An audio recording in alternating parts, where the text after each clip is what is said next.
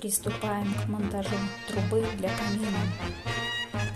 Трубы сэндвич, внутри утеплитель. Устанавливаем, затягиваем хомутами.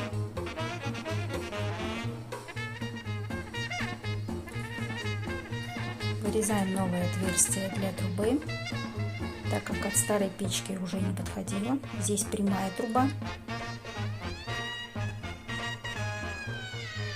Устанавливаем мастер флэш. С трудом натягивается, но справились.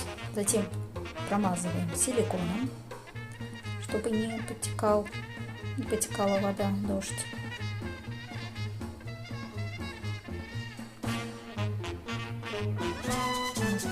Установили еще зонт.